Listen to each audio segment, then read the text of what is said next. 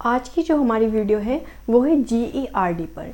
GERD क्या होता है? GERD देखिए, gastro oesophageal reflux disease. Gastro means होता है रिलेटेड टू स्टमक, ईसोफेगल जो कि हमारा ईसोफेगस हमारा फूड पाइप है जिसके थ्रू हमारा खाना हमारे स्टमक में पहुंचता है। रिफ्लक्स देखिए, रिफ्लक्स एक तरीके की डिजीज़ है जिसके बारे में हम इस वीडियो में जानने वाले हैं। तो चलिए सबसे पहले हम जान लेते हैं रिफ्लक्स के बारे में। देखिए, रिफ्लक्स एक ऐसी डिज़ीज़ है जिसमें या तो हम अपना फूड जो कंज्यूम करते हैं या इसके अलावा डाइजेस्टिव जो जूसेस होते हैं, HCl होता है, वो वापस फूड पाइप में आने लगता है, तो उसको हम क्या बोलते हैं? रिफ्लक्स। देखिए, रिफ्लक्स एक ऐसा डाइजेस्टिव डिजीज़ है, इस स्टमक एसिड या bile irritate the food pipe. ठीक है, बाइल जो है हमारे फूड पाइप को इरिटेट करने लगता है। तो इसके क्या क्या मतलब इसके सिम्टम्स हो सकते हैं, क्या इसके कॉजेज़ हो सकते हैं? तो सबसे पहले हम देख लेते हैं एज ग्रुप। एज ग्रुप 20 से 40 के बीच के लोगों में ये ज़्यादातर देखा गया है। ठीक है, रिफ्लक्स की डिज़ीज़ 20 to 40 के बीच में लोगों में देखी गई है। चलिए अब बात करते हैं इसके कॉम्प्लिकेशन ऑफ GERD की। देखिए, सबसे पहले आपको समझना होगा कि जो हमारा स्टमक है, इस स्टमक में यहाँ पर इसका नाम होता है, ये जो दो आपको रेड कलर के डॉट दिख रहे हैं, यहाँ एक रबर लाइक मतलब स्ट्रक्चर होता है जिसे हम लोअर ईसोफेगल स्पिंचर बोलते हैं। लोअर ईसोफेगल स्पिंचर इसको हम बोलते हैं। ओके, अब इसमें क्या होता है? अब यहाँ पर आपका HCl है, मतलब डाइजेस्टिव जूसेस हैं, या इसके अलावा जो आपने फूड कंज्यूम किया है वो यहाँ पर है, तो वो क्या होता है? वापस फूड पाइप में जाने लगता है, जिसकी वजह से क्या होता है? हार्ट बर्न होता है। हार्ट बर्न मीन्स आपके सीने में जलन होने लगती है। इसके अलावा डाइपेप्सिया होने लगता है, मतलब इन डाइजेशन। ठीक है, इनडाइजेशन, इसको दूसरा जो नाम है वो इनडाइजेशन भी बोलते हैं। ओके, हार्ट बर्न होने लगता है। दूसरी चीज़ डाइपेप्सिया इसके अंदर होने लगता है। अगर यहाँ पर HCl या आपका फूड ज़्यादा देर तक रुकता है तो क्या होता है? यहाँ पर अल्सरेटिंग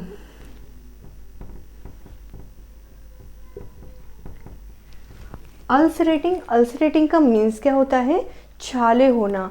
आपके ईसोफेगस में छाले होना शुरू हो जाते हैं, तो उसको हम क्या बोलते हैं? ईसोफेजाइटिस।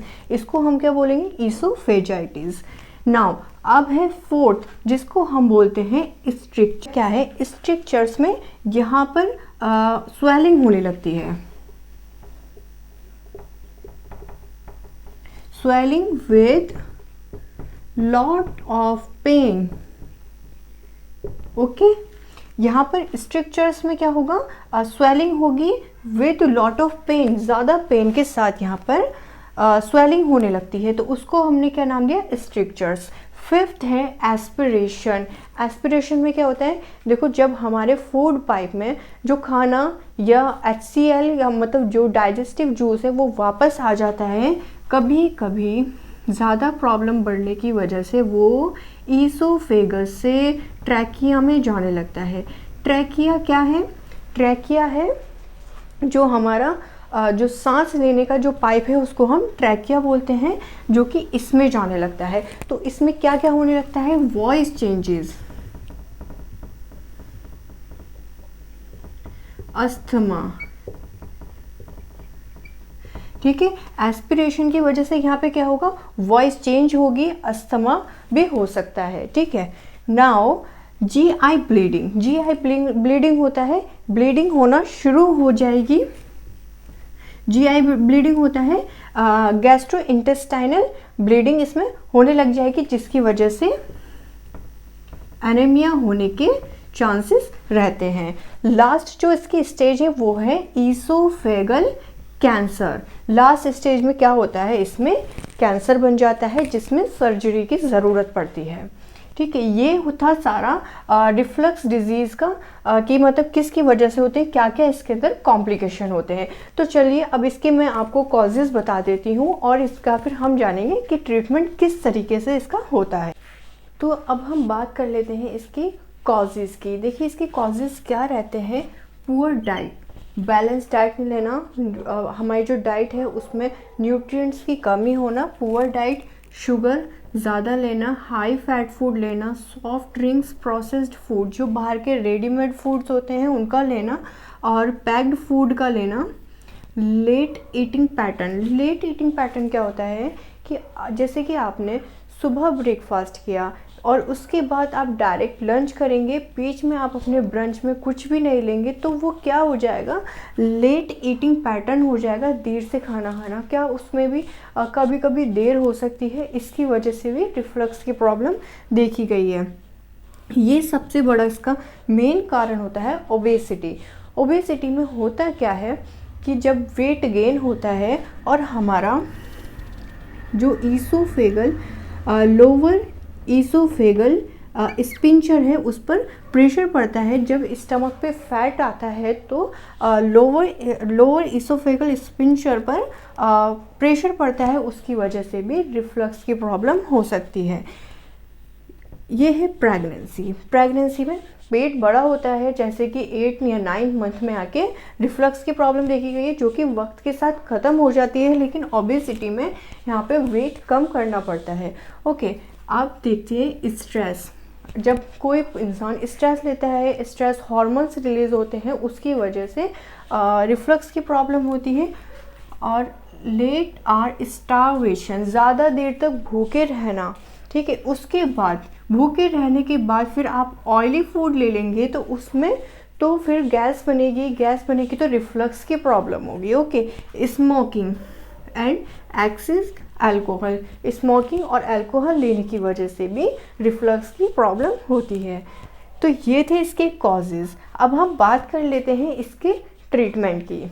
ओके, नाउ अब हम इसके अंदर बात कर लेते हैं इसके सिम्टम्स की। देखिए जो इसके सिम्टम्स हैं वो है heartburn, cramping in chest pain, regurgitation इसका मतलब होता है जो आपका फूड है वो आपके फूड पाइप में वापस आना या एसिड का वापस आना।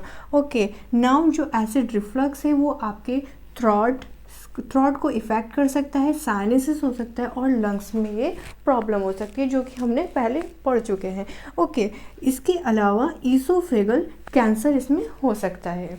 तो चलिए अब बात कर लेते हैं इसके ट्रीटमेंट की। इसके ट्रीटमेंट में अब देखिए जो एक नॉर्मल पर्सन है उसमें स्टमक कितनी देर लेता है, 5 से 7 घंटे हमारा जो स्टमक है वो खाली होने में लगता है। मतलब स्टमक टू इंटेस्टाइन जाने में, खाना जाने में कितनी देर लगती है, 5 to 7 आवर लगते हैं।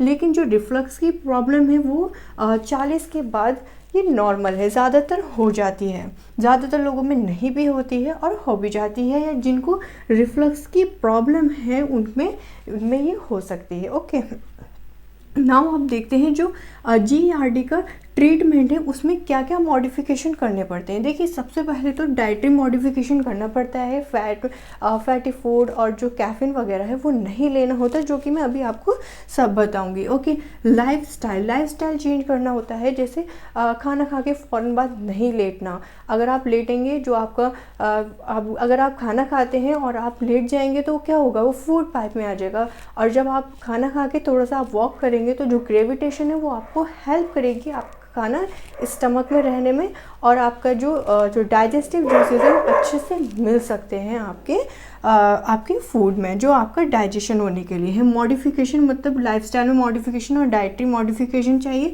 अगर प्रॉब्लम ज़्यादा बढ़ जाती है तो उसके अंदर क्या है, ड्रग थेरेपी की ज़रूरत पड़ती है, या उससे भी ज़्यादा प्रॉब्लम आगे बढ़ जाएगी तो यहाँ पर क्या है, वहाँ पर सर्जरी की ज़रूरत पड़ती है। तो चलिए अब हम जान लेते हैं कि हमें डाइट में क्या मॉडिफिकेशन करना पड़ता है जिससे हमारा जो रिफ्लक्स की प्रॉब्लम है वो कम हो सकती है। तो अब हम देख लेते हैं डाइटरी मॉडिफिकेशन इसमें क्या करना होता है। देखिए जो फूड है वो हमारा जो स्टमक है मतलब लोअर ईसोफेगल स्पिंचर है उसको इरिटेट करता है और डिक्रीज़ करता है इसके प्रेशर को, ठीक है, जैसे कि coffee, tea, alcohol, mint, tomato products, chocolates, carbonated drinks, citrus juices और large meals, high fat food, ये सब क्या करते हैं, हमारा जो स्टमक है उसका प्रेशर बनाते हैं, उसको लोअर इसोफेगल स्फिंक्टर का प्रेशर डिक्रीज करते हैं। देखिए इसमें जो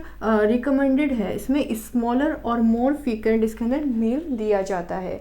तो देखिए ये थी सारा गैस्ट्रो इसोफेगल रिफ्लक्स डिजीज़ के बारे में। तो आज की वीडियो हमारी यही कंप्लीट होती है।